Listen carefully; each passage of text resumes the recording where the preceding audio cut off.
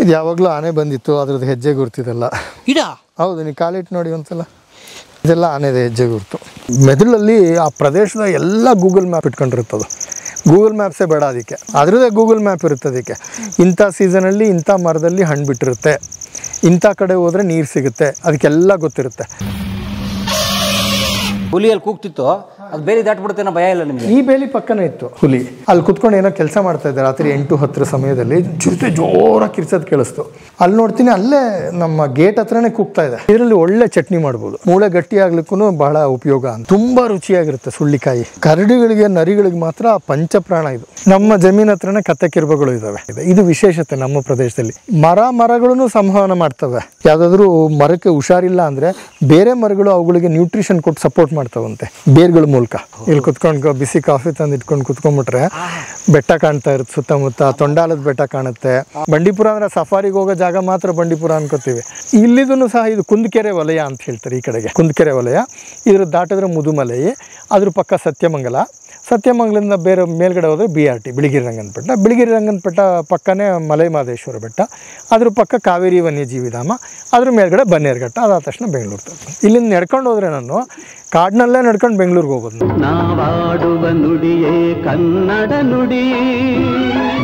ಇಲ್ಲಿ ನಾನು ರಾತ್ರಿ ಒಬ್ಬನೇ ಇರೋದಿಲ್ಲ, ನನ್ನ ಜೊತೆ ಎಷ್ಟೊಂದು ಜನ ಇರ್ತಾರೆ. ಆದರೆ ನಮ್ಗೆ ಗೊತ್ತಿರಲ್ಲ ಅಷ್ಟೇ. ನೋಡಿ ಇಲ್ಲಿ, ಇದು ಟ್ರೀ ಫ್ರಾಗು. ಇವನು ನಾನು ಹುಷಾರಾಗಿರ್ತೀನಿ, ಜಾಸ್ತಿ ಬರಲ್ಲ, ಅದ್ರ ಹತ್ರ ಹೋಗಲ್ಲ. ಅದು ಇಲ್ಲೇ ಮನೆ ಮಾಡ್ಕೊಂಬಿಟ್ಟಿದ್ದಾನೆ ಇವನು. ಇಲ್ಲಿ ಕೂತಿದ್ದಾನೆ ನೋಡಿ ಇಲ್ಲಿ. ಇಲ್ಲೇ ನಮ್ಮ ಕನ್ನಡಿ ಪಕ್ಕನೇ ಮನೆ ಒಂದು. ಆಗಲೇ 2 ವರ್ಷದಿಂದ ಅಲ್ಲೇ ಇರ್ತಾನೆ ಅವನು. ಅದು ಎಲ್ಲಿ ಹೋಗ್ತಾನೋ, ಅದು ಏನು ಮಾಡ್ತಾನೋ ನಂಗೆ ಗೊತ್ತಾಗಲ್ಲ. ಆದರೆ ನಾನು ಕನ್ನಡಿ ಎಲ್ಲ ಒರ್ಸಕ್ಕೆ ಹೋದಾಗ ಹುಷಾರಾಗಿ ಅವ್ನು ಇಲ್ದಿದ್ದಾಗ ಒರೆಸ್ಕೋತೀನಿ. ಇಲ್ಲಾಂದರೆ ಗಾಬರಿ ಆಗ್ಬಿಡ್ತಾನೆ ಒಂದು ಸ್ವಲ್ಪ. ಮನೆ ಬಿಟ್ಟು ಹೋಗೋ ಚಾನ್ಸ್ ಇರುತ್ತೆ? ಇಲ್ಲ, ಮನೆ ಬಿಟ್ಟು ಹೋಗ್ತಾನೆ ಇಲ್ಲೋ ಗೊತ್ತಿಲ್ಲ. ನೋಡಿ ಅದು ಆಗಲೇ ಒಂದು ಸ್ವಲ್ಪ ಅದಕ್ಕೆ ಗಾಬರಿ ಆಗಿದೆ. ಆಗಲೇ ಲೊಚ್ಚಲ ಒಂದೊಂದು ಸಲ, ಕೆಲವು ಸಲ ನಾನು ತೀರಾ ಹತ್ರ ಹೋದಾಗ ಅಥವಾ ಇಲ್ಲಿ ಓಡಾಡ್ತಾ ಇದ್ರೆ ಚೊಟ ಲೊಚ್ಚ ಅಂತ ಜೋರಕ್ಕೆ ಹೋಗ್ತಾನೆ. ಹಾಗಾಗಿ ರಾತ್ರಿ ಒಬ್ಬನೇ ಇರೋದಿಲ್ಲ, ಯಾರೋ ಎಷ್ಟೊಂದು ಜನ ಜೊತೆಯಲ್ಲಿರ್ತಾರೆ ನನ್ನ ಜೊತೆಯಲ್ಲಿ. ಸೊ ನಿಮ್ಮ ರೂಮಲ್ಲಿ ತುಂಬ ಜನ ಇರ್ತಾರೆ? ಆಚೆ ಕಡೆ ಜಿಂಕೆಗಳಿರುತ್ತೆ, ಕೂಗ್ತಾ ಇರ್ತವೆ. ಕೆಲವು ಸಲ ಕರಡಿ ಅಲ್ಲ, ಇದು ಚಿರತೆ. ಒಂದು ದಿವಸ ಬೇಲಿ ಪಕ್ಕನೇ ಹುಲಿ ಬಂದು ಕೂಗ್ತಾ ಇತ್ತು ರಾತ್ರಿ, ಜೋರಾಗಿ ಕೂಗ್ತಾ ಇತ್ತು ನಮ್ಮ ಬೇಲಿ ಪಕ್ಕನೇ. ಒಂದೊಂದು ದಿವಸ ಆನೆಗಳು ಬಂದು ಕೂಗ್ತಾ ಇರುತ್ತೆ. ಕೆರೆಯಲ್ಲಿ ಆನೆಗಳು ಸ್ನಾನ ಮಾಡ್ತಾ ಇರುತ್ತೆ. ಹೇಳ್ಬೋದು ನಾನು, ಆನೆಗಳು ಒಂದು ಆನೆ ಇದೆಯಾ, ನೀರು ಸ್ನಾನ ಮಾಡ್ತಾ ಇದೆಯಾ, 2 ಇದೆಯಾ, 10 ಇದೆಯಾ ಗೊತ್ತಾಗುತ್ತೆ. ಆನೆಗಳ ಶಬ್ದದ ಮೇಲೆ ಎಷ್ಟು ಆನೆಗಳಿದ್ದಾವೆ ಅಂತ ಗೊತ್ತಾಗುತ್ತೆ. ಹಂಗಾಗಿ ರಾತ್ರಿ ಒಬ್ಬನೇ ಇರಲ್ಲ ನಾನು, ಎಷ್ಟೊಂದು ಜನ ಇರ್ತಾರೆ ನನ್ನ ಜೊತೆ. ಭಾಳ ಇವಾಗ ಬೆಳಗ್ಗೆ ಹೆಂಗಿರುತ್ತೆ, ರಾತ್ರಿ ಬೇರೆ ಥರ. ಬಟ್ ನಿಮ್ಗೆ ಥ್ರೆಟ್ ಅಲ್ವೇ ಅಲ್ಲ ಅವು? ಖಂಡಿತ ಇಲ್ಲ. ನಾವೇ ಹುಲಿಯಲ್ಲಿ ಕೂಗ್ತಿತ್ತು, ಇಲ್ಲಿ ದಾಟ್ಬಿಡುತ್ತೆ ಅನ್ನೋ ಭಯ ಇಲ್ಲ ನಿಮಗೆ? ಈ ಬೇಲಿ ಪಕ್ಕನೇ ಇತ್ತು ಹುಲಿ. ಆನೆ ಬರ್ತದೆ ಎಷ್ಟೊಂದು ಸಲ. ಒಂದು ದಿವಸ ಚಿರತೆ, ನೀವು ಬೆಳಗ್ಗೆ ಗೇಟ್ನ ಮೂಲಕ ಬಂದ್ರಲ್ಲ, ನಾನು ಕುತ್ಕೊಂಡಿದ್ದೆ. ಆವಾಗಿನ್ನೂ ಈ ಮನೆ ಕಟ್ಟಿರಲಿಲ್ಲ, ಚಿಕ್ಕದು ರೂಮ್ ಇತ್ತು. ಅಲ್ಲಿ ಕುತ್ಕೊಂಡು ಏನೋ ಕೆಲಸ ಮಾಡ್ತಾಯಿದ್ದೆ ರಾತ್ರಿ 8-10 ಸಮಯದಲ್ಲಿ. ಚಿರತೆ ಜೋರಾಗಿ ಕಿರ್ಚೋದು ಕೇಳಿಸ್ತು. ಅಲ್ಲಿ ನೋಡ್ತೀನಿ, ಅಲ್ಲೇ ನಮ್ಮ ಗೇಟ್ ಹತ್ರನೇ ಕೂಗ್ತಾ ಇದೆ. ಟಾರ್ಚ್ ಹಾಕಿದ್ರೆ ಕಾಣಿಸ್ತಾ ಇಲ್ಲ. ಬಹುಶಃ ಅಲ್ಲೊಂದು ಹಳ್ಳೆ ಥರ ಇದೆ, ಅದರೊಳಗಡೆ ಕೂತ್ಕೊಂಡ್ಬಿಟ್ಟಿತ್ತು ಅನ್ಸುತ್ತೆ. ಸುಮಾರು ಒಂದು ಅರ್ಧ ಗಂಟೆ ಕೂಗ್ತಾ ಇತ್ತು, ಕಾಣಿಸ್ತಿಲ್ಲ. ಬೆಳಗ್ಗೆ ಹೋದರೆ ಗೇಟ್ ಹತ್ರನೇ ಹೆಜ್ಜೆ ಗುರುತೆಲ್ಲ ಇತ್ತು ಅದ್ರದ್ದು. ಕೆಲವು ಸಲ ನಾನು ಬೆಳಗ್ಗೆ ನಡ್ಕೊಂಡು ಹೋದರೆ ರಸ್ತೆಲೆಲ್ಲ ಹೆಜ್ಜೆ ಗುರುತುಗಳು ಕಾಡ್ತವೆ, ಈ ಥರ ಪ್ರಾಣಿಗಳು. ನಾನು ರಾತ್ರಿ ಮಲಗಿರ್ತೀನಿ ಅಂದರೆ ಪ್ರಾಣಿಗಳು ಓಡಾಡಿರ್ತವೆ. ಅವುಗಳದ್ದೇ ಒಂದು ಲೋಕ.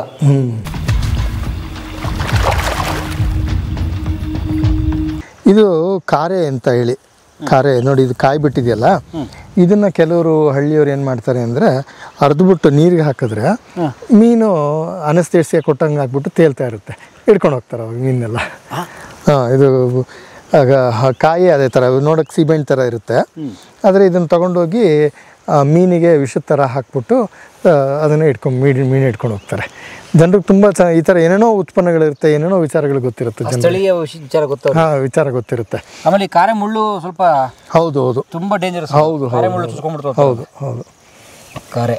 ಇದು ಇನ್ನೊಂದಿದೆ ನೋಡಿ, ಇಲ್ಲಿ ಬನ್ನಿ ತೋರಿಸ್ತೀನಿ. ಬಟ್ ಯಾವ ಪ್ರಾಣಿನೂ ತಿನ್ನಲ್ಲ ಇದನ್ನ, ಕಾರೆನ? ತಿನ್ನುತ್ತೆ, ಪ್ರಾಣಿ ತಿಂತವೆ. ಜಿಂಕೆ, ಕಡವೆ ಎಲ್ಲ ತಿನ್ನುತ್ತೆ. ಇದು ನೋಡಿ, ಇಲ್ಲೊಂದು ಬಳ್ಳಿ ಇದೆ. ಇದು ಕಳ್ಳಿ ಜಾತಿಗೆ ಸೇರಿರುವಂಥ ಬಳ್ಳಿನೇ. ಅಲ್ಲಿ ಆಚೆ ಕಡೆ ಒಂದು ಮುಂಡ್ಗಳ್ಳಿ ಅಂತ ತೋರಿಸಿದೆ ನೋಡಿ ನೀವು, ನಮ್ಮ ಸ್ಥಳೀಯ ಕಳ್ಳಿ ಜಾತಿದು. ಇನ್ನೊಂದು ಪ್ರಿಕ್ಲಿ ಪೇರ್ ಅಂತ ಪಾಪಸ್ ಕಳ್ಳಿ, ಅದು ವಿದೇಶದಿಂದ. ಇದು ಜಡೆ ಕಳ್ಳಿ ಅಂತ, ಜಡೆ ಥರ ಇದೆ ನೋಡಿ. ಇದರಲ್ಲಿ ಒಳ್ಳೆ ಚಟ್ನಿ ಮಾಡ್ಬೋದು, ಫಸ್ಟ್ ಕ್ಲಾಸಾಗಿ ಚಟ್ನಿ ಮಾಡ್ಬೋದು. ರುಬ್ಬಿಟ್ರೆ ಮೆಣಸಿನ್ಕಾಯಿ, ಕೊತ್ತಂಬರಿ ಎಲ್ಲ ಹಾಕಿದ್ರೆ ಒಳ್ಳೆ ಚಟ್ನಿ ಆಗುತ್ತೆ ಇದಕ್ಕೆ. ಈಟಬಲ್ಲು. ತಿನ್ಬೋದು. ಇಂಗ್ಲೀಷಲ್ಲಿ ಇದಕ್ಕೆ ಭಾಳ ಹೆಸರು ಡೆವಿಲ್ಸ್ ಬ್ಯಾಕ್ ಬೋನ್ ಅಂತ. ಬ್ಯಾಕ್ ಬೋನ್ ಥರ ಇದೆ ಅಂತೇಳಿ ಡೆವಿಲ್ಸ್ ಬ್ಯಾಕ್ ಬೋನ್ ಅಂತ ಕರೀತಾರೆ. ಭೂತದ ಬೆನ್ನೆಲುಬು. ಬೆನ್ನೆಲುಬು. ಕನ್ನಡದಲ್ಲಿ ಜಡೆ ಕಳ್ಳಿ ಅಂತಾರೆ. ಜಡೆ ಥರ ಇದೆ ನೋಡಿ ಕಳ್ಳಿ ಗಿಡ, ಜಡೆ ಥರ ಇರೋವಂಥ ಕಳ್ಳಿ ಗಿಡ. ಹಂಗಾಗಿ ನಮ್ಮ ಸ್ಥಳೀಯ ಹೆಸರುಗಳು ತಿಳ್ಕೊಂಡ್ರೆ ಎಷ್ಟೊಂದು ಅರ್ಥ ಇರುತ್ತೆ. ನನ್ಗೆ ಜ್ಞಾಪಕ ಇಟ್ಕೊಳ್ಳೋದು ಭಾಳ ಇಷ್ಟ, ಸುಲಭ ಇದನ್ನು. ಜಡೆ ಕಳ್ಳಿ, ಜಡೆ ಕಳ್ಳಿ ಆಗೋಯ್ತು. ಜಡೆ ಥರ ಇದೆ, ಜಡೆ ಕಳ್ಳಿ. ಹಾಂ, ಜಡೆಗಳ್ಳಿ ಆಗೋಯ್ತು ಅದಷ್ಟೇ. ಅಷ್ಟೇ, ಜಡೆಗಳ್ಳಿ ಅಷ್ಟೇ. ನಾವು ಡೆವಿಲ್ಸ್ ಬ್ಯಾಕ್ ಬೋನ್ ಎಲ್ಲ ಅದೆಲ್ಲ ತಲೆ ಕೆಡಿಸ್ಕೊಳ್ಳೋದೇ ಬೇಡ. ನೀವು ಆ ಲ್ಯಾಟಿನ್ ನೇಮ್ ಅಥವಾ ವೈಜ್ಞಾನಿಕ ಹೆಸರು ಇನ್ನೂ ತಲೆ ಕೆಟ್ಟೋಗ್ಬಿಡ್ತಿದ್ರನ್ನೆಲ್ಲ ಕೇಳಿದ್ರೆ. ಹಂಗಾಗಿ ಸುಲಭವಾಗಿ ಜಡೆಗೆ ಮತ್ತು ಕಳ್ಳಿಗೆ ಜ್ಞಾಪಕ ಇಟ್ಕ. ಕಳ್ಳಿ ಜಾತಿಗೆ ಸೇರಿರುವಂಥ ಗಿಡ ಜಡೆ ಥರ ಇದೆ, ಜಡೆಗಳ್ಳಿ ಆಗೋಯ್ತು. ಸೂಪರ್. ಇದು ಇಕ್ಸೋರ ಅಂಥೇಳಿ. ಇದ್ರದ್ದು ಹೂವು ಬಿಟ್ಟಿದೆಯಲ್ಲ ಈಗ, ಇದು ಹೂವನ್ನು ಪುಡಿ ಮಾಡಿಬಿಟ್ಟು ಒಣಗಿಸಿ ಪುಡಿ ಮಾಡಿದ್ರೆ ಒಣಕೆಮ್ಮಿಗೆ ಬಹಳ ಒಳ್ಳೆಯ ಔಷಧಿ ಅಂತ ಹೇಳ್ತಾರೆ ಇದನ್ನು. ಆಮೇಲೆ ಮೂಳೆಗಳನ್ನ ಗಟ್ಟಿಯಾಗಕ್ಕೂ ಉಪಯೋಗಿಸ್ಬೋದು ಅಂತ ಹೇಳ್ತಾರೆ. ಇರಲಿ ಬಿಡಿ, ಅಲ್ಲ ಏನೋ ಜೇನುಣ ತಿನ್ನೋದು ಕುಡ್ಕೊಳ್ಳುತ್ತೆ ಅದ್ರ ಮಕರಂದ. ಯಾವುದೋ ಚಿಟ್ಟೆ ಹೀರ್ಕೊಂಡಿರುತ್ತೆ ಮಕರಂದ, ಅದ್ರದ್ದು ಯಾಕೆ ನಾವು ಕಿತ್ಕೊಂಡು ಹೋಗೋದು. ನೋಡಿ ಆನಂದಿಸೋಣ. ಜಡೆ ಕಳ್ಳಿನೂ ಅಷ್ಟೇ, ಮೂಳೆ ಗಟ್ಟಿ ಆಗ್ಲಿಕ್ಕೂ ಬಹಳ ಉಪಯೋಗ ಅಂತ ಹೇಳ್ತಾರೆ ಇದನ್ನು. ಮೂಳೆ ಗಟ್ಟಿ ಮಾಡುತ್ತೆ ಅಂತ ಹೇಳ್ತಾರೆ. ಇದೇ ಥರ ಎಷ್ಟೊಂದು. ಹೌದು ಹೌದು, ನೋಡಿ ಯಾವಾಗಲೇ ತೋರಿಸಿದ್ನಲ್ಲ ಚಂಬಳಿಕೆ ಹಣ್ಣು ಬಿಟ್ಟಿದೆ, ಚಂಬಳಿಕೆ ಅದೇ ಬಾಸ್ಟರ್ಡ್ ಸ್ಯಾಂಡಲ್ ಅಂತ ಹೇಳಿದ್ನಲ್ಲ ಅದಿದ್ದು. ಒಂದು ವಿಶೇಷವಾದ ಗಿಡ ಹಾಕಿದ್ದೀನಿ, ಬನ್ನಿ ತೋರಿಸ್ತೀನಿ. ಇಂಥ ಒಣ ಪ್ರದೇಶದಲ್ಲಿ ಈ ಥರ ಕಲ್ಲು ಬೆಟ್ಟದಲ್ಲಿರುವಂತಹ ಬೆಳೆಯುವಂತಹ ಗಿಡ ಅದು. ಆದರೆ ಭಾಳ ತಡ ಅದು ಬರೋದು. ನೋಡಿ ಇದು ಧೂಪದ ಮರ. ನಾವು ತಗೊಂಬರ್ತಾರೆ ನೋಡಿ, ನೀವು ಮಾದೇಶ್ವರನ ಬೆಟ್ಟಕ್ಕೆ ಹೋದರೆ ಅಲ್ಲಿ ಧೂಪ ಮಾರ್ತಾ ಇರ್ತಾರೆಲ್ಲ. ಹಾಂ, ಅದ್ರ ಧೂಪದ ಮರ ಇದು. ಇದಾಗಲೇ 3 ವರ್ಷ ಆಗಿದೆ ನೋಡಿ, ಇಷ್ಟೇ ಬಂದಿರೋದು. ಇನ್ನು 100 ವರ್ಷ. ಹಾಂ, ಹಂಗಾಗಿ ಕಾಡಿನಲ್ಲಿ ನಾವು ಕಡಿಯೋದು ಸುಲಭ, ಆದರೆ ಬೆಳೆಸೋದು ಎಷ್ಟು ಕಷ್ಟ ನೋಡಿ. ಇದು ಈ ಪ್ರದೇಶದಲ್ಲಿ ಬೆಳೆಯುತ್ತೆ ಅಂತ ಸಸಿನ ತಂದು ಹಾಕ್ಕೊಂಡಿದ್ದೀನಿ ಇದನ್ನು ಬೆಳೀಲಿ ಅಂತ ಹೇಳಿ. ಧೂಪದ ಮರ 3 ವರ್ಷದಲ್ಲಿ ಇಷ್ಟೇ 3 ಅಡಿ. ಇನ್ನೊಂದು ಕಮರ ಅಂತ ಇದೆ ಜಾತಿ, ಇನ್ನೊಂದು ಕಾರಚ್ಚಿ ಅಥವಾ ಕಮರ ಅಂತ ತೋರಿಸ್ತೀನಿ. ಅಲ್ಲ, ಆವಾಗಲೇ ನೋಡಿದ್ದು ಮುತ್ತುಗ, ಮತ್ತು ಇನ್ನೊಂದು ಉರುಗ್ಲು. ಕಮರ ನೋಡಿದ್ರೆ ನೀವು 4.5 ವರ್ಷ ಆಗಿದೆ, ಇನ್ನೂ 1.5 ಅಡಿ ಇದೆ. ತೋರಿಸ್ತೀನಿ ಬನ್ನಿ ಅದನ್ನು. ಇಲ್ಲಿ ಆರೈಕೆ ಇಲ್ಲ ಅಂತ ಅಥವಾ ಬೆಳೆಯೋದೇ ಹಾಗೆ. ಅದು ಅಷ್ಟು ಗಟ್ಟಿಯಾಗಿ ಬೆಳೆಯುತ್ತೆ ಅದು. ಈ ಮಳೆ ಕಡಿಮೆ ಇದ್ರೂ ಬೆಂಕಿ ಬಿದ್ರೂ ಅದನ್ನು ಉಳಿಸ್ಕೊಂಡು ಬೆಳೆಸೋವಂತಹ ಅದಕ್ಕೆ ಶಕ್ತಿ ಇರುತ್ತೆ. ಆ ಗಿಡಗಳು ಬೆಳೆಸ್ಕೊಳ್ಬೇಕು, ಅದನ್ನೆಲ್ಲ ಮೈಗೂಡಿಸ್ಕೊಂಡು ಬೆಳಿಬೇಕು. ಆಮೇಲೆ ಕೆಲವು ಗಿಡಗಳು ಹೆಂಗೆ ಅಂದರೆ ಆ ಒಂದೊಂದು ಗಿಡ ಒಂದೇ ಸ್ಥಳದಲ್ಲಿ ಒಟ್ಟಿಗೆ ಹಾಕಿರೋ ಗಿಡಗಳು ಬೇರೆ ಬೇರೆ ಥರ ಬೆಳೆದಿರುತ್ತೆ. ಈಗ ನೋಡಿ, ಅಲ್ಲಿ ಬೂರ್ಗದ ಮರ ತೋರಿಸಿದೆ, ಒಂದು 6-7 ಅಡಿ ಅಷ್ಟೇ ಬಂದಿತ್ತು. ಆ ಬೂರ್ಗದ ಗಿಡ ಈ ಬೂರ್ಗದ ಗಿಡ ಒಟ್ಟಿಗೆ ಹಾಕಿರೋದು. ಇದು ನೋಡಿ ಆಗಲೇ 10-12 ಅಡಿ ಮೇಲೆ ಹೋಗ್ಬಿಟ್ಟಿದೆ. ಆದರೆ 2ರಷ್ಟು ಆಗೋಗಿದೆ. ಬಹುಶಃ ಅಲ್ಲಿನ ಮಣ್ಣಿನ ಗುಣಕ್ಕೆ ಇಲ್ಲಿನ ಮಣ್ಣಿನ ಗುಣಕ್ಕೂ ಬಹಳ ವ್ಯತ್ಯಾಸ ಇದೆ. ಅಷ್ಟು ಚಿಕ್ಕ ಜಾಗದಲ್ಲಿ ಇಷ್ಟೇ ವ್ಯತ್ಯಾಸದಲ್ಲಿ ನೋಡಿ, ಅದಿನ್ನೂ ಒಂದು 6-7 ಅಡಿ ಬಂದಿದ್ದು, ಆಗಲೇ 15 ಅಡಿ ಹೋಗ್ಬಿಟ್ಟಿದೆ. ಬೂರ್ಗದ ಮರ ಇದು. ಇದೆಲ್ಲ ಇದು ಸುಳ್ಳಿ ಅಂಥೇಳಿ. ಇದು ನೈಸರ್ಗಿಕವಾಗಿ ಬಂದಿರೋದು. ಇದು ನಾನು ಹಾಕಿರೋದಲ್ಲ, ಇದು ನಾನು ಹಾಕಿದ್ದು. ಇದು ನೈಸರ್ಗಿಕವಾಗಿ ಬಂದಿರೋದು. ಮಾರ್ಚ್ ಏಪ್ರಿಲಲ್ಲಿ ಇದು ಕಾಯಿ ಬಿಡುತ್ತೆ.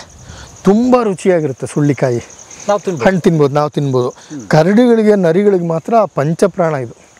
ನೀವೇನಾದರೂ ಮಾರ್ಚ್ ಏಪ್ರಿಲಲ್ಲಿ ಕರಡಿದ ಹಿಕ್ಕೆ ನೋಡಿದ್ರೆ ನಿಮಗೆ ಇದು ಇರುವೆನೇ ಸಿಗಲ್ಲ, ಬರೀ ಸುಳ್ಳಿದು ಬೀಜ ಇರುತ್ತೆ. ಎಲ್ಲೋದ್ರೂ ಹುಡ್ಕೊಂಡೋಗಿ ತಿಂದಿರುತ್ತೆ ಅದನ್ನು, ಎಲ್ಲೋದ್ರೂ ಹುಡ್ಕೊಂಡೋಗಿ ತಿಂದಿರುತ್ತೆ.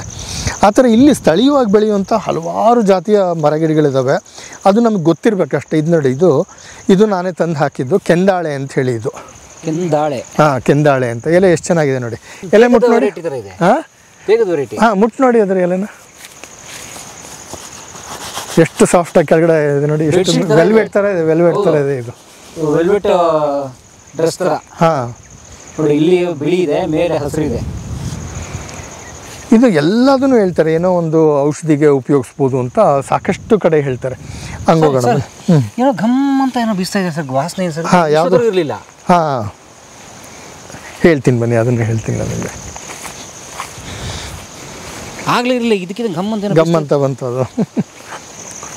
ಇದು ನಮ್ಮದೊಂದು ಕುತ್ಕೊಳ್ಳೋ ಅಂಥ ಬೆಂಚ್. ನಾವು ಧ್ಯಾನ ಮಾಡೋಕ್ಕೆ, ಕಾಫಿ ಕುಡಿಯೋಕ್ಕೆ. ಬೆಳಗ್ಗೆ ನಂಗೆ ಕಾಫಿ ಕುಡಿಯೋಕ್ಕೆ ಇದು ಭಾಳ ಇಷ್ಟ. ಈ ಜಾಗ ಇಲ್ಲಿ ಕುತ್ಕೊಂಡು ಬಿಸಿ ಕಾಫಿ ತಂದು ಇಟ್ಕೊಂಡು ಕುತ್ಕೊಂಡ್ಬಿಟ್ರೆ ಬೆಟ್ಟ ಕಾಣ್ತಾ ಇರುತ್ತೆ ಸುತ್ತಮುತ್ತ. ತೊಂಡಾಲದ ಬೆಟ್ಟ ಕಾಣುತ್ತೆ, ಎಲ್ಲ ಪಕ್ಷಿಗಳು ಬರುತ್ತೆ ಈ ಮರಕ್ಕೆ.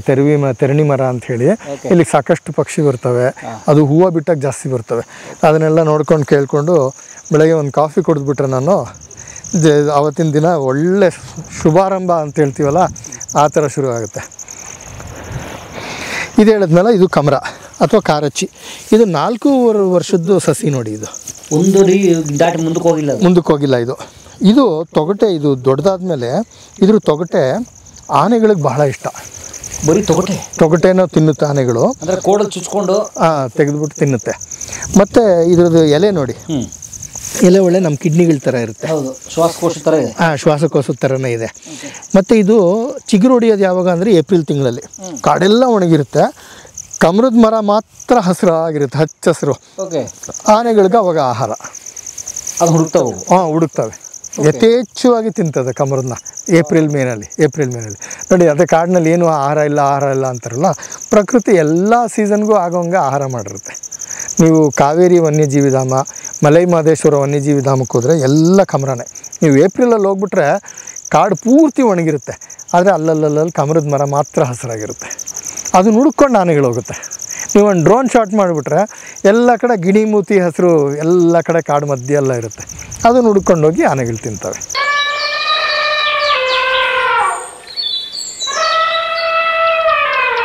ಮತ್ತು ಆನೆಗೆ ಸರ್ ಹೇಗೆ ಗೊತ್ತಾಗುತ್ತೆ ಆ ಸೆನ್ಸ್? ಅಂದರೆ ಹುಡುಕ್ಬೇಕು, ಟ್ರಾವೆಲ್ ಮಾಡಬೇಕು, ಇಂಥ ಕಡೆ ಹೋಗ್ಬೇಕು ನಾನು. ಅದೇನು ಅಂದರೆ ಅದು ತಾಯಿ ಇರುತ್ತಲ್ಲ, ಹೆಣ್ಣಾನೆ ಗುಂಪಿಗೆ ನಾಯಕಿ ದೊಡ್ಡ ಹೆಣ್ಣಾನೆ. ಅಲ್ಲ ಗಂಡಲ್ಲ, ಬಾಸಲ್ಲ. ಅಲ್ಲಿ ಹೆಣ್ಮಗಳದು ಹೆಣ್ಮಕ್ಳೇ. ಅದು ನಮ್ಮಲ್ಲೂ ಹೆಣ್ಮಕ್ಳೇ, ನಾವು ಹೇಳ್ಕೊಳ್ಳಲ್ಲ ಅಷ್ಟೇ. ನಿಮ್ಮ ಮನೇಲಿ, ನಮ್ಮ ಮನೇಲಿ, ಎಲ್ಲ ಮನೇಲೂ ಹೆಣ್ಮಕ್ಳೇ ಬಾಸ್ಗಳು. ನಾವು ನಿಜ ಹೇಳಲ್ಲ ಅಷ್ಟೇ. ಇದು ಬಾಸ್ ಇರುತ್ತಲ್ಲ, ಮೇಟ್ರಿಯಾರ್ಕ್ ಅಂತ ಕರಿತೀವಲ್ಲ, ಅದು ಒಂದು ತನ್ನ ಮೆದುಳಲ್ಲಿ ಆ ಪ್ರದೇಶದ ಎಲ್ಲ ಗೂಗಲ್ ಮ್ಯಾಪ್ ಇಟ್ಕೊಂಡಿರ್ತದೆ. ಗೂಗಲ್ ಮ್ಯಾಪ್ಸೇ ಬೇಡ ಅದಕ್ಕೆ, ಅದರದ್ದೇ ಗೂಗಲ್ ಮ್ಯಾಪ್ ಇರುತ್ತೆ ಅದಕ್ಕೆ. ಇಂಥ ಸೀಸನಲ್ಲಿ ಇಂಥ ಮರದಲ್ಲಿ ಹಣ್ಣು ಬಿಟ್ಟಿರುತ್ತೆ, ಇಂಥ ಕಡೆ ಹೋದರೆ ನೀರು ಸಿಗುತ್ತೆ, ಅದಕ್ಕೆಲ್ಲ ಗೊತ್ತಿರುತ್ತೆ. ಅದು ಒಂದು ಶತಮಾನದ ಅಲ್ಲ, ಒಂದು ಜನ್ರೇಷನಿಂದ ಇನ್ನೊಂದು ಜನ್ರೇಷನ್ಗೆ ಹೇಳ್ಕೊಡ್ತಾ ಹೋಗ್ತವೆ. ಹೆಂಗೆ ಹೇಳ್ಕೊಡ್ತವೆ? ಬರೀ ಇದನ್ನು ಕಲಿಸ್ಕೊಡ್ತವೆ. ಈ ದಾರಿಲೇ ಹೋಗ್ತದಲ್ಲ, ಮರಿಗಳನ್ನು ನೋಡ್ಕೊಂಡಿರುತ್ತೆ, ಜ್ಞಾಪಕ ಇಟ್ಕೊಂಡಿರ್ತವೆ. ಬೈ ಪ್ರಾಕ್ಟೀಸ್, ಬೈ ಎಕ್ಸ್ಪೀರಿಯನ್ಸ್ ಅನುಭವದಿಂದನೇ ಆ ಮೇಟ್ರಿಯಾರ್ಕ್ ತಾಯಿ ಮಕ್ಕಳಿಗೆ, ಮೊಮ್ಮಕ್ಕಳಿಗೆಲ್ಲ ಹೇಳ್ಕೊಡುತ್ತೆ. ಅದನ್ನು ದಾಟಿಸ್ಬಿಡ್ತಾಳೆ. ಎಲ್ಲ ನಾಲೆಡ್ಜ್ ಟ್ರಾನ್ಸ್ಫರ್ ಅಂತ ಈ IT ಕಂಪ್ನಿಗಳಲ್ಲಿ ಹೇಳ್ತಾರಲ್ಲ, ಆ ನಾಲೆಡ್ಜ್ ಟ್ರಾನ್ಸ್ಫರ್ ಆಗುತ್ತೆ. ಗೂಗಲ್ ಮ್ಯಾಪ್ ಹೇಳ್ಕೊಡುತ್ತೆ ಅದು ಪೂರ್ತಿ. ಇಲ್ಲದ್ರೆ ಬೆಟ್ಟ ಇದೆ, ಇಂಥ ಕಡೆ ಕಣಿವೆ ಇದೆ, ಇಂಥ ಕಣಿವೆಯಲ್ಲಿ ಇಂಥ ಸಮಯದಲ್ಲಿ ನೀರಿರುತ್ತೆ, ಇಂಥ ಕಡೆ ಇದು ಕಮರದ ಮರ ಇರುತ್ತೆ, ಅಂಥ ಕಡೆ ಯಾವ ಸೀಸನ್ನಲ್ಲಿ ಅದು ಕಮರ ನಾವು ಹೋಗಿ ಎಲೆ ತಿನ್ಬೋದು ಅಂತೆಲ್ಲ ಹೇಳ್ಕೊಡುತ್ತೆ. ನಾನು ಸಂಜೆ ನಾವು ಕಾವೇರಿ ರಿವರ್ ಆಫ್ ಲೈಫ್ ಅಂತ ಒಂದು ಚಿತ್ರ ತೆಗೆದಿದ್ವಿ. 4 ವರ್ಷ ತೊಗೊಂಡ್ವಿ ಆ ಚಿತ್ರ ಮಾಡಲಿಕ್ಕೆ. Documentary film. ಕಾವೇರಿ ವನ್ಯಜೀವಿ ಮತ್ತು MMLs ವನ್ಯಜೀವಿ ಧಾಮಗಳಲ್ಲಿ ಏನು ಅಂದರೆ ನೀರು ಕಡಿಮೆ. ಆದರೆ ಎಷ್ಟೊಂದು ತೊರೆಗಳಲ್ಲಿ ನಾನು ಅಲ್ಲಿ ಕೆಲಸ ಮಾಡೋಕ್ಕೆ ಶುರು ಮಾಡಿದ್ದು 15 ವರ್ಷದ ಮುಂಚೆ. ಅವಾಗಿನ್ನೂ ವೀರಪ್ಪಂದೆಲ್ಲ ಗಲಾಟೆ ಮುಗಿದೋಗಿತ್ತು. ಹಾಗಾಗಿ ವನ್ಯಜೀವಿ ಸಂರಕ್ಷಣೆಗೆ ಆವಾಗ ಸ್ವಲ್ಪ ಅವಕಾಶ ಸಿಕ್ತು. ಅಲ್ಲಿ ನಾನು ಮತ್ತು 2 ಸಹೋದ್ಯೋಗಿಗಳು ಸೇರಿಕೊಂಡು 3000 ಕಿಲೋಮೀಟರ್ ನಡೆದ್ವಿ ಆ ಕಾಡುಗಳಲ್ಲಿ. ಎಲ್ಲೆಲ್ಲಿ ಅವಾಗಲ್ಲಿ ರಸ್ತೆಗಳಿರಲಿಲ್ಲ, ಹಾಗಾಗಿ ಎಲ್ಲೆಲ್ಲಿ ಕ್ಯಾಮ್ರಾ ಕಟ್ಟಬೇಕು ಅಂತ ಬೆಟ್ಟ, ಗುಡ್ಡ, ಕಣಿವೆ ಎಲ್ಲ ಹತ್ತಿ ಇಳಿದ್ವಿ ಇದ್ವಿ. ಆ ಸಮಯದಲ್ಲಿ ಏನು ನೋಟಿಸ್ ಮಾಡೋಕ್ಕೆ ಶುರು ಮಾಡಿದೆ ಅಂದರೆ, ಕೆಲವು ಕಡೆ ಬೇಸಿಗೆ ಸಮಯದಲ್ಲಿ ತೊರೆಗಳು, ಹಳ್ಳಗಳು ಒಣಗಿಬಿಟ್ಟಿರೋದು, ಫುಲ್ ಪೂರ್ತಿ. ಇಂಗ್ಲೀಷ್ನಲ್ಲಿ ಬೋನ್ ಡ್ರೈ ಅಂತಾರೆ, ಮೂಳೆ ಥರ ಒಣಗಿರುತ್ತೆ ಅಂತ. ಆದರೆ ಅಲ್ಲಲ್ಲಿ ಮರಳಲ್ಲಿ ಏನೋ ಬಗ್ದಿರೋದು ಗುರ್ತಿರ್ತು. ನಾನು ಏನಪ್ಪ ಇದು ಅಂತ ಅಂದ್ಕೊಂಡು ಹೋಗಿ 1-2 ಕಡೆ ಹೋಗಿ ನಾನು ಬಗೆಯೋಕ್ಕೆ ಶುರು ಮಾಡಿದ್ರೆ, ನಾನು ಅದನ್ನು ವೀಡಿಯೋ ಸಹ ಮಾಡಿದ್ದೀನಿ. ಅದು ನೀರು ಬರೋದು, ನೀರು ಜಿನ್ಗೋದು ಮರಳಲ್ಲಿ. ಒಣಗಿರೋ ಹಳ್ಳದಲ್ಲಿ ಮರಳು ಬಗೆದ್ರೆ ನೀರು ಬರುತ್ತೆ. ಆನೆಗಳಿಗೆ ಅದು ಗೊತ್ತು, ವಾಸನೆ ನೋಡುತ್ತೆ. ವಾಸನೆ ನೋಡಿ ಮರಳು ಬಗ್ದು ನೀರು ತಗೊಳುತ್ತೆ, ನೀರು ಕುಡಿಯುತ್ತೆ. ಈ ಥರ ಸುಮಾರು ಕಡೆ ಕಾಡಲ್ಲೆಲ್ಲ ಮಾಡಿರ್ತಾವೆ ಅವು. ಮರಳಿನ ಇದು ನೀರಿನ ಸೆಲೆಗಳನ್ನ ಹುಡುಕಿಟ್ಕೊಂಡಿರುತ್ತೆ. ಅದನ್ನು ತಾಯಿ ಮರಿಗಳಿಗೆ ಹೇಳ್ಕೊಟ್ಟಿರುತ್ತೆ. ಹಂಗಾಗಿ ನಾವು ಕೆರೆ ತೋಡೋದು ಬೇಕಿಲ್ಲ. ನಾನು ನಿಮಗೆ ಎಷ್ಟೊಂದು ವಿಡಿಯೋ ತೋರಿಸ್ತೀನಿ, ಫೋಟೋ ತೋರಿಸ್ತೀನಿ. ಆನೆಗಳನ್ನೇ ನೀರಿನ ಸೆಲೆಯನ್ನು ಹುಡ್ಕೊಳ್ತವೆ. ಅವುಗಳ ಸೊಂಡಿಲೇನಿದೆ, ಅವುಗಳ ಗ್ರಹಣ ಶಕ್ತಿ ತುಂಬ ಸೂಕ್ಷ್ಮ. ಅವುಗಳ ವಾಸನಾ ಶಕ್ತಿ ಒಂದು, ಮತ್ತು ನೆಲದಲ್ಲಿರುವ ಕಂಪನಾಂಕಗಳಿಂದನೂ ಸಹ ಅದಕ್ಕೆ ಗೊತ್ತಾಗುತ್ತೆ. ಅದ್ರ ಪಾದದಿಂದ. ಹೌದು, ಇನ್ಫ್ರಾಸಾನಿಕ್ ಸೌಂಡ್. ಅದು ಕಮ್ಯುನಿಕೇಷನ್ ಮಾಡೋದು ಹೆಚ್ಚಾಗಿ 15 ಹರ್ಡ್ಸಿಂದ ಕೆಳಗಡೆ. ಅದು ನಮಗೆ ಕೇಳಿಸಲ್ಲ. 18 ಹರ್ಡ್ಸಿಂದ ಕೆಳಗಡೆ ನಮಗೆ ಕೇಳಿಸಲ್ಲ. ಅದು ಆನೆಗಳಿಗೆ ಕೇಳಿಸುತ್ತೆ. ಅವು ಕಮ್ಯುನಿಕೇಷನ್ ಮಾಡೋದು ಬೇರೆ ಆನೆಗಳ ಗುಂಪು ಒಳಗಡೆ ಕಮ್ಯುನಿಕೇಷನ್ ಮಾಡೋದು ಹೆಚ್ಚಾಗಿ ಇನ್ಫ್ರಾಸಾನಿಕ್ ಸೌಂಡಲ್ಲಿ. ನಮಗೆ ಅದು ಗೀಳಿಡೋದೆಲ್ಲ ಕೇಳಿಸೋದು, ನಮ್ಮ ಕಿವಿ ಕೇಳಿಸೋದು. ಅದು ಹೆದರಿಸೋಕ್ಕೆ ಅಥವಾ ಅದು ಗಾಬರಿ ಆದಾಗ ಗೀಳಿಡುತ್ತೆ. ಅದೆಲ್ಲ 18 ಹರ್ಡ್ಸು 20 ಹರ್ಡ್ಸ್ಗಿಂತ ಜಾಸ್ತಿ ಇರುತ್ತೆ. ಅದಕ್ಕಿಂತ ಕಡಿಮೆ ಇರೋದು ಜಾಸ್ತಿ ದೂರ ಟ್ರಾವೆಲ್ ಮಾಡುತ್ತೆ ಕಂಪನಾಂಕಗಳು, ಆ ಸೌಂಡ್ ವೇವ್ಸ್ ಏನಿದೆ. ಹಂಗಾಗಿ ಆನೆಗಳು ಹೆಚ್ಚು ಇವಾಗ 16 ಕಿಲೋಮೀಟ್ರು 5-6 ಕಿಲೋಮೀಟ್ರ್ ದೂರದಲ್ಲಿರೋ ಗುಂಪು, ಅದೇ ಗುಂಪಿನ ಬೇರೆ ಬೇರೆ ಆನೆಗಳು ಬಹುಶಃ 2-3 ಕಿಲೋಮೀಟ್ರ್ ದೂರದಲ್ಲಿರ್ಬೋದು. ಅದಕ್ಕೇನು ಮೊಬೈಲ್ ಫೋನ್ ಇಲ್ಲ, ವಾಟ್ಸಪ್ ಇಲ್ಲ, ಆದರೆ ಅದು ಕಮ್ಯುನಿಕೇಷನ್ ಮಾಡಬೇಕು, ವೈರ್ಲೆಸ್ ಸೆಟ್ ಇಲ್ಲ.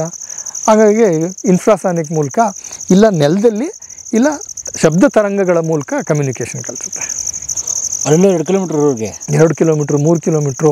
ಇನ್ನೂ ಓಪನ್ ಜಾಗ ಇದ್ದರೆ ಆಫ್ರಿಕಾದಲ್ಲಿ ಎಲ್ಲ ಹುಲ್ಗಾವಲಲ್ಲ, ಅಲ್ಲಿ ಇನ್ನೂ 10 ಕಿಲೋಮೀಟ್ರೆಲ್ಲ ಹೋಗುತ್ತೆ ಅವುಗಳು ಕಮ್ಯುನಿಕೇಷನ್ ಅಂತ ಹೇಳ್ತಾರೆ.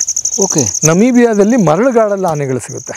ನಾವೆಂದು ಮರಳುಗಾಡಲ್ಲಿ ಆನೆ ಇರುತ್ತೆ ಅಂತ ಅಂದ್ಕೊಂಡೇ ಇರಲ್ವಲ್ಲ, ಅಲ್ಲಿ ಇನ್ನೂ ಹೆಚ್ಚು ದೂರದಲ್ಲಿ ಕಮ್ಯುನಿಕೇಷನ್ ತರಂಗಗಳು ಹೋಗುತ್ತೆ ಆನೆಗಳು. ಹಾಗಾಗಿ ಕಮರ ಗಿಡಕ್ಕೂ ಆನೆಗಳಿಗೂ ಬಹಳ ಹತ್ತಿರದ ಸಂಬಂಧ, ಬಹಳ ಹತ್ತಿರದ ಸಂಬಂಧ. ಅದು ಪ್ರತಿ ಸೀಸನಲ್ಲಿ ಏನು ಸಿಗುತ್ತೆ ಗೊತ್ತಾಗ ಹುಡುಕ್ತವೆ. ಅದು ಹುಡುಕೋದೇನು ಅಂದರೆ ಅದ್ರ ಮೆಂಟಲ್ ಮ್ಯಾಪ್ ಇರುತ್ತೆ ಅದಕ್ಕೆ. ನಾನು ಹೇಳಿದ್ನಲ್ಲ, ಗೂಗಲ್ ಮ್ಯಾಪ್ ಇನ್ಸೈಡ್, ಅದು ಕ್ಲೌಡಲ್ಲಿ ಎಲ್ಲ ಸ್ಟೋರ್ ಮಾಡಿಬಿಟ್ಟಿರುತ್ತೆ. ಕ್ಲೌಡ್ ಸ್ಟೋರೇಜ್ ಅವಾಗಲೇ ಕಂಡುಹಿಡ್ಕೊಂಡಿದ್ದಾವೆ. 100 ಟೆರಾಬೈಟು ಡೇಟಾ ಇದೆ ಅದರೊಳಗಡೆ. ನಾವು ಇವಾಗೆಲ್ಲ ಕಂಪ್ಯೂಟರ್ ಮಾಡಿಕೊಂಡು ಟೆರಾಬೈಟು ಕ್ಲೌಡ್ ಸ್ಟೋರೇಜ್ ಅಂತಿದ್ದೀವಿ. ಅವುಗಳಿಗಿಂತ ಏನು ಸ್ಟೋರೇಜ್ ಬೇಕಿಲ್ಲಿ ಸರ್? ಈಗ ಎದುರುಗಡೆ ಕಾಣ್ತಾ ಇದೆಯಲ್ಲ ಬೆಟ್ಟ, ಅದು ನಾನೇ ಹತ್ತುತ್ತೆ ಇದನ್ನ? ನಾನೇ ನೋಡಿದ್ದೀನಿ. ಬೀಳಲ್ಲ, ಅಷ್ಟು ಸುಲಭವಾಗಿ ಹತ್ತುತ್ತೆ ಆನೆಗಳು ಅದನ್ನೆಲ್ಲ, ಅಂಥ ಬೆಟ್ಟಗಳೆಲ್ಲ. ಅದಂತೂ ವಾಪಸ್ ಇಳಿಯುತ್ತೆ. ಆ ಕಡೆ ಆ ಬೆಟ್ಟದ ಆಚೆ ಕಡೆ ನಮ್ಮ ಸ್ನೇಹಿತರೊಬ್ಬರು 60 ಎಕರೆ ಜಮೀನು ಮಾಡಿ ಇದೇ ಥರ ಕಾಡು ಬೆಳೆಸಿದ್ದಾರೆ. ಅವರು ತುಂಬ ಸುಂದರವಾಗಿ ಮಾಡ್ಕೊಂಡಿದ್ದಾರೆ ಅವರು ಜಾಗನ. ಹಾಗಾಗಿ ನಾನೇನು ಅಂದ್ಕೊಂಡೆ ಅಂದರೆ, ಇಂಥ ಜಾಗಗಳಲ್ಲಿ ಖಾಸಗಿ ಜಮೀನ ತೊಗೊಂಡ್ರೆ ಯಾರಾದರೂ ವನ್ಯಜೀವಿಗಳಿಗೆ ಉಪಯೋಗ ಆಗಂಗೆ ವೈಲ್ಡ್ ಲೈಫ್ ಫ್ರೆಂಡ್ಲಿಯಾಗಿ ಇಟ್ಕೊಂಡ್ರೆ ಅವರು ಸಂತೋಷವಾಗಿ ಜಮೀನು ಉಪಯೋಗಿಸ್ಬೋದು, ವನ್ಯಜೀವಿಗಳಿಗೂ ಉಪಯೋಗ ಆಗುತ್ತೆ. ಅದು ಬಿಟ್ಬಿಟ್ಟು ಜಮೀನು ತೊಗೊಂಡ ತಕ್ಷಣ ಅಲ್ಲಿರೋ ಎಲ್ಲ ಗಿಡ ಇದನ್ನೆಲ್ಲ ಜನ ಪೊದೆ ಮುಳ್ಳು ಅಂತಾರೆ.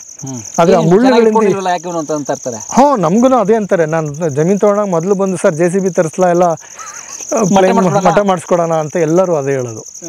ಹಂಗಾಗಿ ಎಷ್ಟೋ ಜನಕ್ಕೆ ಇವ್ರು ಏನಿಗೆ ಬಂದರು, ಇಲ್ಲಿ ಯಾಕೆ ಇವರು ಏನೂ ಮಾಡ್ತಾ ಇಲ್ಲ ಅಂತ ಅದು ಬೇರೆ ಅನುಮಾನ ಜನಗಳಿಗೆ. ಇವ್ರು ಯಾಕೆ ಇಲ್ಲಿ ಏನೂ ಮಾಡಿಲ್ಲ, ಕಾಡು ಬೆಳೆಸ್ಕೊಂಡು ಕೂತವ್ರೆ, ಮುಳ್ಳಿನ ಗಿಡಗಳನ್ನ ಬಿಟ್ಕೊಂಡವ್ರೆ, ಏನೂ ತೆಗ್ದಿಲ್ಲ ಅಂತ ಅದೊಂದು ಅನುಮಾನ.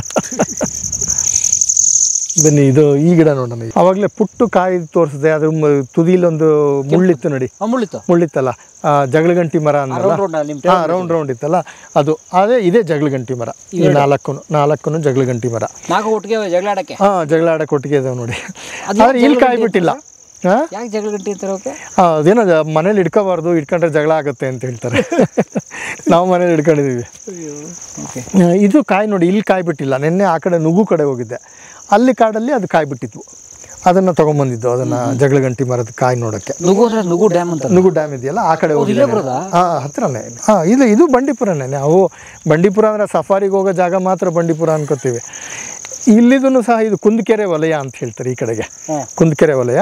ಇದ್ರ ದಾಟಿದ್ರೆ ಮುದುಮಲೈ, ಅದ್ರ ಪಕ್ಕ ಸತ್ಯಮಂಗಲದಿಂದ ಬೇರೆ ಮೇಲ್ಗಡೆ ಹೋದರೆ BRT ಬಿಳಿಗಿರಿ ರಂಗನ ಬೆಟ್ಟ ಪಕ್ಕನೇ ಮಲೈ ಮಹದೇಶ್ವರ ಬೆಟ್ಟ, ಅದ್ರ ಪಕ್ಕ ಕಾವೇರಿ ವನ್ಯಜೀವಿ ಧಾಮ, ಅದ್ರ ಮೇಲ್ಗಡೆ ಬನ್ನೇರುಘಟ್ಟ. ಅದಾದ ತಕ್ಷಣ ಬೆಂಗಳೂರು ತಲುಪ್ತೀನಿ. ಇಲ್ಲಿಂದ ನಡ್ಕೊಂಡು ಹೋದರೆ ನಾನು ಕಾಡಿನಲ್ಲೇ ನಡ್ಕೊಂಡು ಬೆಂಗಳೂರಿಗೆ ಹೋಗೋದು ನಾವು.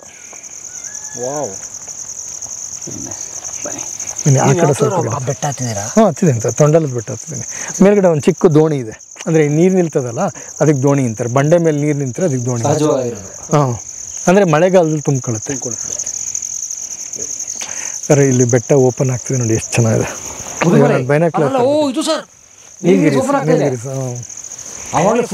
ನೀವು ಚಳಿಗಾಲದಲ್ಲಿ ಬರ್ಬೇಕು ನೀಲಗಿರಿ ನೋಡ್ಬೇಕು ಅಂದರೆ ಇಲ್ಲಿ ಸಂಜೆ ಹೊತ್ತು ಇಲ್ಲೊಂಚೂರು ಮೇಲೆ ಹೋಗ್ಬಿಟ್ರೆ ಪೂರ್ತಿ ಬೆಟ್ಟ ಓಪನ್ ಆಗುತ್ತೆ. ಸೂಪರ್ ಕಾಣುತ್ತೆ ಸರ್. ಸ್ನೇಹಿತರೆ, ನೋಡಿ ನೀಲಗಿರೀಸು ಹೇಗೆ ಕಾಣ್ತಾ ಇದೆ ಅದ್ಭುತವಾಗಿ. ನಮ್ಮ ಸಂದೇಶ್ ಕಡೂರು ಅವರು ಎಷ್ಟು ಚೆನ್ನಾಗಿ ಅದ್ರ ಬಗ್ಗೆ ಒಂದು ಡಾಕ್ಯುಮೆಂಟ್ರಿ ಇತ್ತೀಚೆಗೆ ಮಾಡಿರೋರು. ನಾವು ಕೂಡ ಕಲಾವಿದರಿಂದ ಅವ್ರ ಸಂದರ್ಶನ ಇತ್ಯಾದಿಯೆಲ್ಲ ಮಾಡಿದ್ವಿ. ದಯವಿಟ್ಟು ನೀವು ನೋಡಿಲ್ಲ ಅಂದರೆ ನೀಲಗಿರೀಸ್ ಶೇರ್ಡ್ ವಿಲ್ಡರ್ನೆಸ್ ಅನ್ನೋ ಸಿನಿಮಾ ಮಾಡಿದ್ದಾರೆ ಅವರು, ತುಂಬ ಚೆನ್ನಾಗಿ 3-4 ವರ್ಷ ಖರ್ಚು ಮಾಡಿ ನೋಡಿ. ಅದನ್ನು ಮಕ್ಕಳಿಗೆ ದಯವಿಟ್ಟು ತೋರಿಸಿ. ಆ ನೀಲಗಿರಿ ಕಾಡುಗಳ ಬ್ಲೂ ಮೌಂಟನ್ಸ್, ನೀಲಗಿರಿ ಬ್ಲೂ ಮೌಂಟನ್ಸ್, ಅದ್ರ ಬಗ್ಗೆ ತುಂಬ ಅದ್ಭುತವಾಗಿ ವನ್ಯಜೀವಿಗಳು, ಮನುಷ್ಯ ಮತ್ತು ಕಾಡು ಅವುಗಳ ಒಂದು ಸಂಬಂಧದ ಬಗ್ಗೆ ತುಂಬ ಚೆನ್ನಾಗಿದೆ. ನೀವು ನೀಲಗಿರಿ ಚಿತ್ರ ಹೇಳಿದ್ರಲ್ಲ ಪರಮೇಶ್, ಆ ನೀಲಗಿರಿ ಚಿತ್ರದಲ್ಲಿ ಒಂದು ಕತ್ತೆ ಕಿರುಬದೊಂದು ಸೀಕ್ವೆನ್ಸ್ ತೋರಿಸ್ತಾರೆ. ಕತ್ತೆ ಕಿರುಬ ಅದು ಇಲ್ಲೇ ತೆಗೆದಿರೋದು, ಹತ್ರದಲ್ಲೇ ನಮ್ಮ ಜಮೀನು ಹತ್ರನೇ ಕತ್ತೆ ಕಿರುಬಗಳು ಇದ್ದಾವೆ. ಹುಲಿ, ಚಿರತೆ ಅಲ್ಲದೆ ದೊಡ್ಡ ಮಾಂಸಾಹಾರಿ ಪ್ರಾಣಿಗಳಲ್ಲಿ ಹುಲಿ, ಚಿರತೆ, ಕಾಡ್ನಾಯಿ ಸೀಳ್ನಾಯಿ ಅದ್ರ ಜೊತೆ ಕತ್ತೆ ಕಿರುಬನೂ ಸಹ ಇದೆ. ಇದು ವಿಶೇಷತೆ ನಮ್ಮ ಪ್ರದೇಶದಲ್ಲಿ. ಬಂಡೀಪುರದೊಳಗಡೆ ಆ ಕಡೆ ಹೋದರೆ ಕತ್ತೆ ಕಿರುಬ ಸಿಗೋದಿಲ್ಲ. ಈ ಥರ ಒಣಗಿರೋ ಪ್ರದೇಶದಲ್ಲಿ ಮಾತ್ರ ಕತ್ತೆ ಕಿರುಬ ಸಿಗೋದು ನಿಮಗೆ. ಆಮೇಲೆ ಕಪ್ಲು ನರಿ ಅಂತ ಇನ್ನೊಂದಿದೆ, ಅದ್ರ ಬಾಲ ಗೊಂಚಲು ಥರ ಇರುತ್ತೆ, ಅದು ಸಹ ಸಿಕ್ಕತ್ತೆ ಇಲ್ಲಿ. ಮತ್ತೊಂಚೂರು ಕಾಡಿಂದ ಆಚೆ ಕಡೆ ನೀವು ಬಾಚಳ್ಳಿ ಕಡೆಯಿಂದ ಬಂದ್ರಲ್ಲ, ಆ ಕಡೆ ಹೋದರೆ ಅಲ್ಲಿ ಕೃಷ್ಣ ಮೃಗನ ಸಿಗುತ್ತೆ. ಇದೊಂಥರ ಒಣ ಪ್ರದೇಶ, ಕಾಡು, ಮೈದಾನ ಪ್ರದೇಶ ಎಲ್ಲ ಸೇರುವಂಥ ಒಂದು ಸಮ್ಮಿಶ್ರವಾದ ಜಾಗ ಇದು. ಒಂಥರ ಸಮ್ಮಿಶ್ರ ಸರ್ಕಾರ ಥರ ಎಲ್ಲ ಥರ ವೈಲ್ಡ್ ಲೈಫ್ ಸಿಗುತ್ತೆ ನಮಗೆ. ಬನ್ನಿ ಅಲ್ಲಿ ಸ್ವಲ್ಪ ಗಿಡಗಳು ಇಲ್ಲೇ ನೋಡಿ, ಅದು ನಾವು ಅಂಡರ್ಗ್ರೌಂಡ್ ಟ್ಯಾಂಕ್ಗಳು ಹಾಕಿರೋದು. ಮಳೆ ನೀರೆಲ್ಲ ಇಲ್ಲೇ ಶೇಖರಣೆ ಆಗೋದು. ಓಕೆ, ಆಗಲೇ ನಿಮ್ಮ ಕೆಂಪಣ್ಣವ್ರು ತೋರಿಸಿದ್ರ?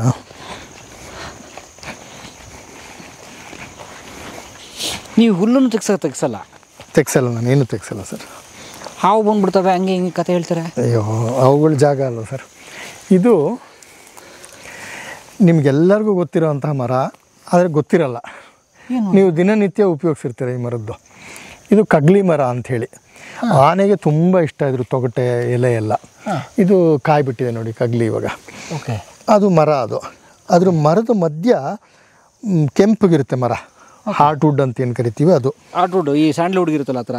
ಆ ಥರ ಅದನ್ನ ನೀವೆಲ್ಲ ಉಪಯೋಗಿಸಿರ್ತೀರ ಅದನ್ನು. ಹೌದು ಸರ್. ಯಾವುದ್ರೊಳಗಡೆ ಅಂತ ಏನಾರು ಗೆಸ್ ಮಾಡ್ತೀರಾ? ಇಲ್ಲ ಸರ್. ಪಾನ್ ಹಾಕ್ಸ್ಕೊತೀರಲ್ವ ನೀವು? ಪಾನಲ್ಲಿ ಒಂದು ಕೆಂಪುದೊಂದು ಹಿಂಗೆ ಬೆಳಿತಾನೆ ನೋಡಿ ಎಲೆ ಮೇಲೆ ಅವನು. ಹೌದಾ? ಅದು ಇದ್ರದ್ದೇ ಪತ್ತ. ಇದು ಮರದ ಹಾರ್ಟ್ ವುಡ್ಡೇ, ಅದು ಕಗ್ಲಿ ಮರದ್ದೇನೆ. ಆದರೆ ಅದನ್ನು ಅರ್ಧಿಟ್ಕೊಂಡಿರ್ತಾನೆ. ಅರ್ಧಿಟ್ಕೊಂಡು ನೀರು ಒಂಚೂರು ಬೆರೆಸಿರ್ತಾನೆ ನೋಡಿ, ಗಂಧದ ಥರ ತೆಗೆದು ಕೊಡ್ತಾನೆ ನಿಮ್ಗೆ ಎಲೆ ಮೇಲೆ. ಅದು ಇದೇ ಮರದ್ದು ಕಗ್ಲಿ ಮರ. ಲೈಟ್ ಬ್ರೌನ್ ಕಲರ್ ಹಚ್ಕೊಡ್ತಾನಲ್ಲ, ಅದು ಇದೇ ಮರದ್ದು. ಇದೂ ಅಷ್ಟೇ. ಈ ಮರ ಬಹುಶಃ ಆಗಲೇ ಇದಕ್ಕೊಂದು 25 ವರ್ಷ ಆಗಿದೆ ಇದಕ್ಕೆ.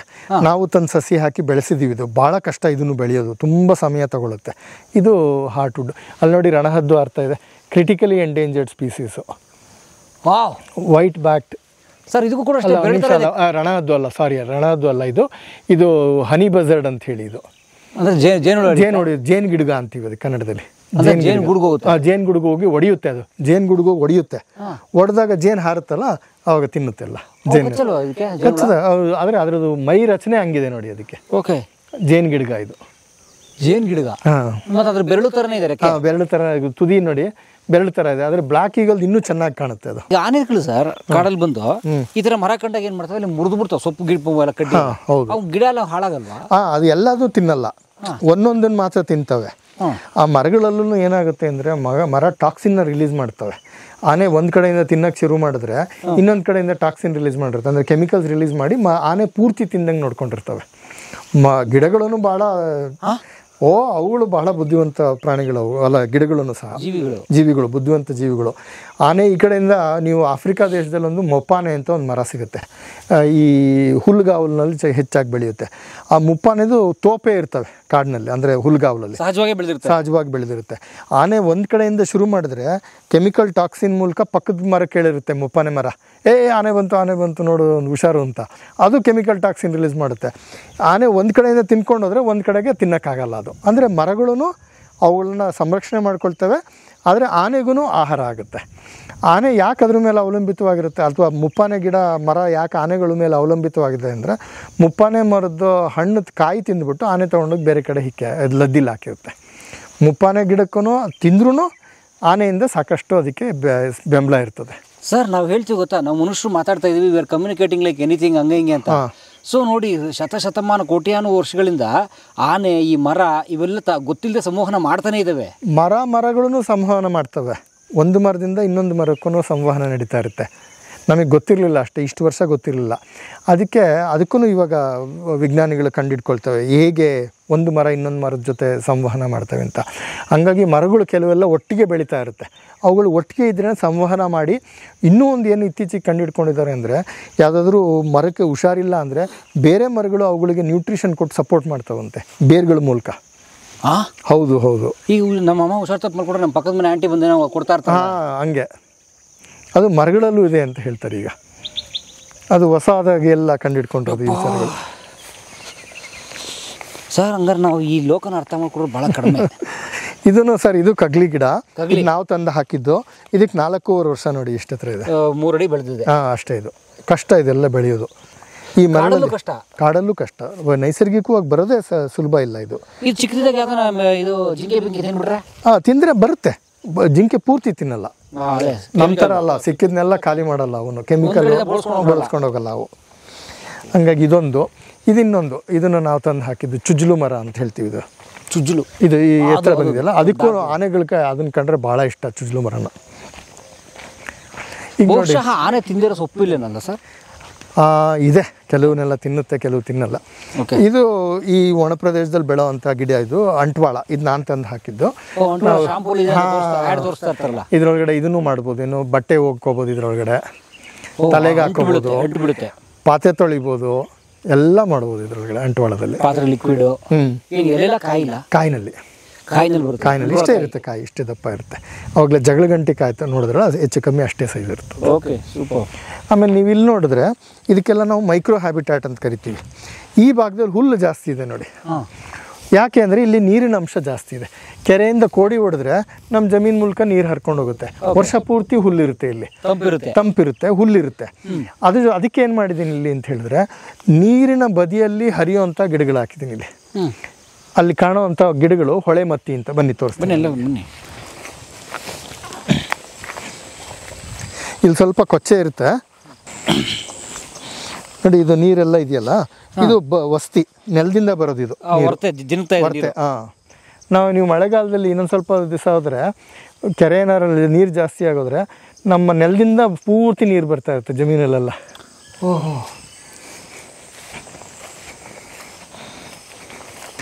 ಇದು ನೋಡಿ, ಯಾವಾಗಲೂ ಅರಣ್ಯ ಇಲಾಖೆಯವ್ರು ಬಹುಶಃ ಈ ಕಳ್ಳಿ ಗಿಡ ತಂದು ಹಾಕಿದ್ದಾರೆ.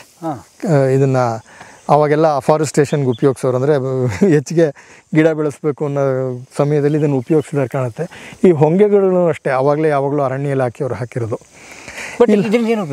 ಇದರಿಂದ ಉಪಯೋಗ ಇದೆ. ಇದು ನಮ್ಮ ದೇಶದ್ದು ಅಲ್ಲ ಇದು. ಮತ್ತೆ ಯಾಕೆ ಫಾರೆಸ್ಟ್ನವರು ಆವಾಗ ಮುಂಚೆ ಹಂಗೆ ಯೋಚನೆ ಮಾಡೋರು. ಈಗ ಯೂಕಲಿಪ್ಟಸ್ ಆಗ್ತಿರ್ಲ್ವ, ನೀಲಗಿರಿ ಆ ಥರ. ನಾವೇನು ಮಾಡಿದ್ದೀವಿ ಅಂದರೆ, ಇಲ್ಲಿ ನೋಡಿ, ಈ ಮರ, ಈ ದೊಡ್ಡ ಮರ ಕಾಣ್ತಿದೆಯಲ್ಲ, ಈ ಮರದ ಹೆಸರು ಹೊಳೆ ಮತ್ತಿ ಅಂಥೇಳಿ, ಅಥವಾ ಕೆಲವು ಕಡೆ ಅದಕ್ಕೆ ತೊರೆ ಮತ್ತಿ ಅಂತ ಕರೀತಾರೆ. ಅಂದರೆ ಹೊಳೆ ಅಥವಾ ತೊರೆಯ ಪಕ್ಕದಲ್ಲಿ ಬೆಳೆಯುವಂತಹ ಮತ್ತಿ ಮರ ಅದು. ಅದಕ್ಕೆ ನಾನು ಇಲ್ಲಿ ನೀರೆಲ್ಲ ಹರಿಯುತ್ತೆ ಅಲ್ಲಿ ಹಾಕಿದ್ದೀನಿ. ನೀವು ನೋಡಿದ್ರೆ ಸುಮಾರು ಮತ್ತಿ ಮರಗಳು, ತೊರೆ ಮತ್ತಿ ಮರ ಕಾಣುತ್ತೆ, ಎಲ್ಲ ಚೆನ್ನಾಗಿ ಬಂದಿದೆ ನೋಡಿ. ಹಂಗಾಗಿ ನಾವು ಗಿಡ ನೆಡೋದಲ್ದಲೆ ಗಿಡ ಎಲ್ಲಿ ನೆಡಬೇಕು ಅಂತಲೂ ಗೊತ್ತಿರಬೇಕು, ಎಲ್ಲಿ ಯಾವ ಜಾತಿ ಗಿಡ ನೆಡಬೇಕು ಅಂತ ಗೊತ್ತಿರಬೇಕು ನಮಗೆ. ಅದು ಬಹಳ ಮುಖ್ಯ. ಎಷ್ಟು ಚೆನ್ನಾಗಿ ಬಂದಿದೆ. ನಾವು IPL ಅಲ್ಲಿ ಸೆಲೆಕ್ಟ್ ಮಾಡ್ತಾರೆ ನೋಡಿ ಹರಾಜಲ್ಲಿ ಜನನ, ಆ ಥರ ನೀವು ಭಾಳ ಸೆಲೆಕ್ಟಿವಾಗಿ ಸೆಲೆಕ್ಟ್ ಮಾಡ್ಕೋಬೇಕು ಹರಾಜಿನಲ್ಲಿ, ಇಲ್ಲಾಂದರೆ ಫುಲ್ ಫ್ಲಾಪ್ ಆಗಿ ಹೋಗ್ತದೆ. ಈಗ ಈ ವರ್ಷ 18 ವರ್ಷ ಆದಮೇಲೆ RCB ಏನೋ ಗೆದ್ರಂತಲ್ಲ, ಕರೆಕ್ಟಾಗಿರೋ ಪ್ಲೇಯರ್ಗಳನ್ನೆಲ್ಲ ಸೆಲೆಕ್ಟ್ ಮಾಡಿಕೊಂಡು, ಹಂಗೆ ಸೆಲೆಕ್ಷನ್ನು ಬಹಳ ಮುಖ್ಯ. ಇಲ್ಲ ಅಂದರೆ ನೀವು ಎಷ್ಟೇ ಗಿಡ ಹಾಕಿದ್ರೂ ಎಲ್ಲ ಸತ್ತೋಗ್ತವೆ.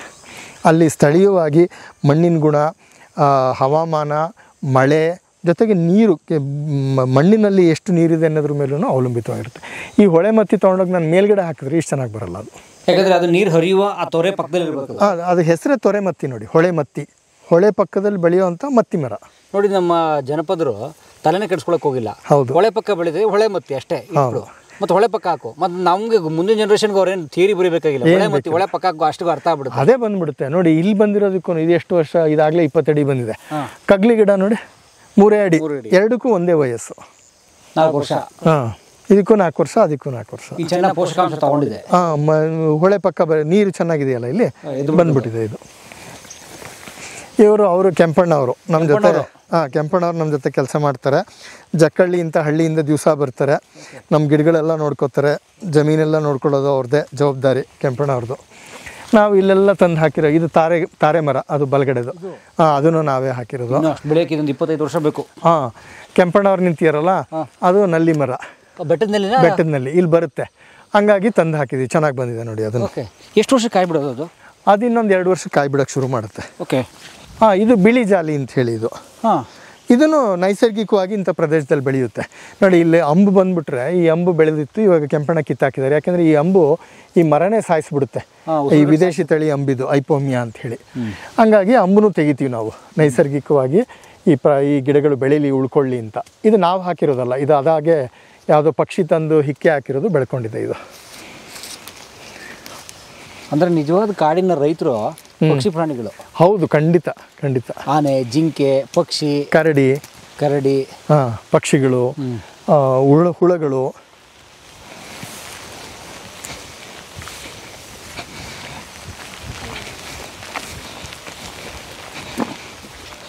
ಇದು ಯಾವಾಗಲೂ ಆನೆ ಬಂದಿತ್ತು, ಅದ್ರದ್ದು ಹೆಜ್ಜೆ ಗುರ್ತಿದಲ್ಲ. ಇಡ ಹೌದು, ನೀವು ಕಾಲಿಟ್ಟು ನೋಡಿ ಒಂದ್ಸಲ. ಇಷ್ಟು ಹೊಡೆದ ಸರ್? ಅಂದರೆ ನೀರು ತೇವ ನೀರಿತ್ತು, ತೇವ ಇರುತ್ತಲ್ಲ, ಇದೆಲ್ಲ ಆನೆದ ಹೆಜ್ಜೆ ಗುರ್ತು.